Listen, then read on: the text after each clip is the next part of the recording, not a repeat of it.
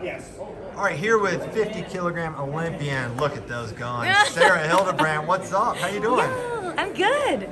Awesome. Hey, what has contributed to you being such a consistent competitor at the world stage, not just domestically, but internationally, making the podium seemingly every year? What's contributed to that? Oh my gosh. I think I am definitely a routine person, so I put in a lot of consistency in general in my training, in my life, and pretty much every facet I can think of, all the details. But just a lot of self-reflection and good people around me, I think that reflection and giving yourself that time to reflect in on those things and where you need to work and what you need to change and trusting those gut feelings and kind of what you're feeling is just so important. So it's allowed me to kind of, zoom in on some details and zoom out places and just keep stepping up to the mat and enjoying what I'm doing. Yeah. The word consistency and routine, how important is that for someone in your position trying to make 50 kilograms on a consistent basis? How essential is that? I mean, that is definitely the weight cut for sure is a lot of discipline, a lot of consistency. It's a year-round thing for me. Even when I allow myself to gain more weight, it's still just deliberate and I'm always kind of aware. But I've really been working on not being as rigid in just my everyday life. I've put in 10, 15 years of a lot of discipline, and it's time for that discipline to be intuitive, to be myself, to have Sarah behind it and not this just like husk of a disciplined person. And so that's been really important for me, and as much as I love rigidity, I have to step into a gray area, and it's been really, really hard to let that go, but I think we're finding a rhythm in there. Yeah. As you reflect on the World Championships last year, what were the number one takeaways for you? There's a lot of mental stuff I'm working on, and they came up at World Championships, and those are the biggest takeaways, right? Like I was talking about zooming in on some details, like really little detail stuff, like what am I doing in the break between quarterfinals and semifinals? Who am I talking to? What am I listening to? Things like that. Do I shower? Do I switch my socks? Like stuff like that.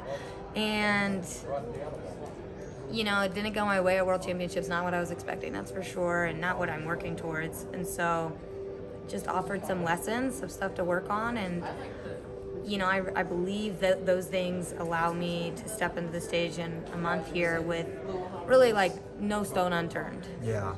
Did the Mongolian match surprise you at all? You had beaten her previously, killed her.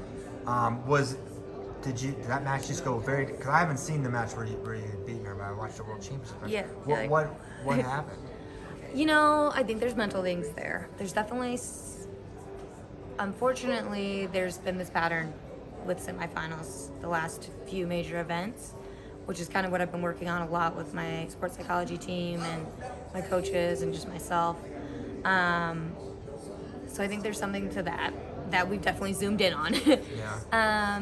Though it was a weird little flurry that kind of just turned the whole match around. One exchange. One really. exchange, and sometimes the punches roll that way. I did a lot of good things in that match, but I was definitely a little flat, and it ended up costing me a lot of points just from a mental lapse. 3 seconds kind of lapsed mentally, and I can remember it very clearly. I know exactly what happened in my brain, and it resulted in a physical action that just too many points. It got away from me, just not enough time left on the board to kind of reverse that.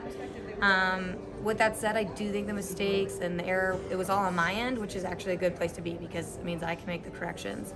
I know I can beat her. I know I can, do those things. In the technical aspect, I think I'm a better wrestler than that. So that's good. I think I can make those changes, and I think I have. Yeah. The bar maybe for all of women's wrestling is at your weight class with Yui Sasaki. What is it like, the opportunity to maybe compete against someone who is regarded as the pound for pound number one on all styles? Yeah, it's so cool. It's like to get to wrestle somebody of that caliber just brings me to a higher level, and it's really neat because wrestling is, you do it with somebody else. Like there's a dance to this. It's not just me out there. It's me working against and with the person in front of me. And so I know she's going to elevate me, and I believe I'll elevate her, and it's going to be really amazing wrestling. And it's going to demand a physical presence and a mental presence, and I want that to be just a very authentic, genuine expression of Sarah, and I think she will help get me there. So it will be an honor to have somebody like that, because I know it will just demand so much more of me than anybody else, and that's super cool. That's why we're here.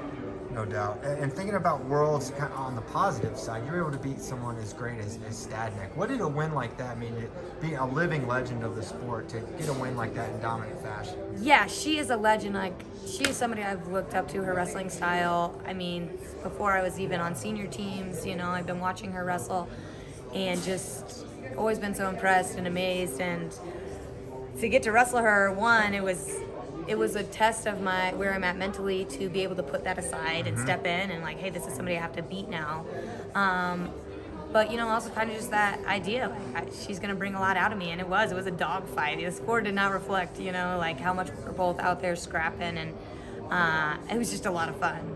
Yeah. How strong is she? She's like so jacked. She's strong, but not like that. Sarah's strong. Not like that. That's a ridiculous level. So how has your preparation overall been, you feel, since the trials to now? Like, how do you start keying in on specific athletes and like different challenges they're going to present, or what does it look like? Yeah, so we probably spent the first half of the prep very Sarah focused. You know, let's fix things. This is a good time to correct. Like, we're gonna just critique, which is very uncomfortable training for me. I can get very perfection-y, so a lot of tears. But that's what we were doing. We wanted to do that on the front end because it is very just like uncomfortable for me. I don't want to feel that way, you know, now. We'll zoom in on some opponents right now. The bracket is pretty much, you can kind of see what most matches would look like, or who it would be. So we can zoom in on those people, kind of start, you know, game planning. I literally make flashcards for opponents like I'm in school. Really? And just kind of study them when I'm in the sauna and stuff like that. And we'll do that. We'll throw that into my wrestling. But everything now is just, you know, keep it playful, keep it short, intense, fun. It's just kind of like a feeling thing, and I'm really just tied into that intuitively. And that's a lot of fun. This is my favorite part. Really? Yeah. That's cool. All right, the flashcards piqued my interest. So, okay, you don't give away the blueprint or anything, but what are the kind of things that you write on the flashcard? You know, we're just going over like what their lead leg are, what their first tie is, which way do I want to circle, which way, you know, the moves they would maybe frequent. Yeah. Some no-nos on my end to, you know, just let's not even do that versus this person.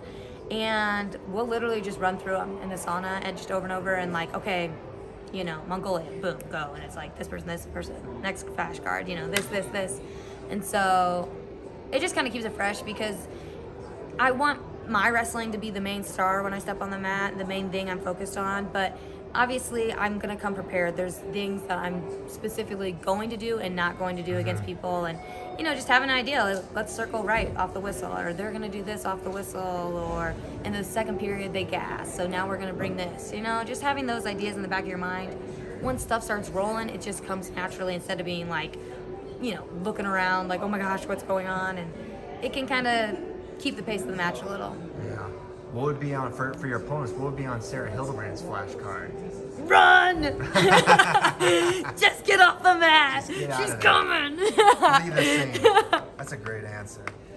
What advice would you give young wrestlers, or young senior level wrestlers more specifically, who want to have the kind of success and longevity that you've had? You know, trust yourself, but, you know, be a mat rat, get in the wrestling room, make it as playful as possible. We make this so serious that it burns us out so quickly, and we think things need to be perfect, and we think we need to be miserable to be successful. And I'm just like, no, enough of that. You know, like, let's be playful. Let's figure out what our wrestling style is. Let's bring our values to practice and let that lead us.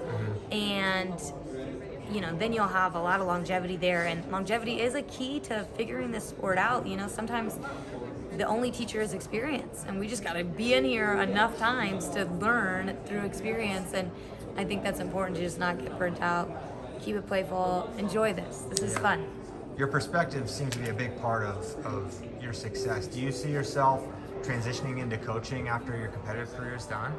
You know, I don't know. I would love to coach this level, Olympic level specifically. I do have a lot of philosophies and ideas and just beliefs, and I think, you know, I would love to share that to anybody who would want to learn, but I'm not sure. There's also a part of me that's just like, I need to get to know Sarah in a totally different environment. Like, I know there's more out there than just a wrestling bubble, and the wrestling bubble will always push me, will always make me uncomfortable and put me in different areas and new perspectives and angles. Coaching certainly would do that, but I'm also curious to see, you know, who I am in a totally different bubble. And so, I don't know. Who knows what lies in wait, but I am excited to find out. Awesome. All right, last question. It's a question I'm asking all the Olympians, okay? Okay. So it's kind of a broad topic, but I know you're gonna have a great perspective here. But what are the essential skills that we should be teaching a young wrestler? What are those essential skills? And maybe as part of that, what are some of the mistakes you see maybe at the youth level in coaching and developing young wrestlers? Yeah, stance is a big one. We really don't talk about stance, or we'll teach stance very briefly and then never again the rest of your career. And honestly, a big change in my wrestling in 2018, I just redid my stance, retaught it, refocused only on stance of motion, carrying our own weight, things like that. You know, I don't think we really dive into that. It's just kind of like, oh, figure it out, and then, you know, this is the base of your wrestling.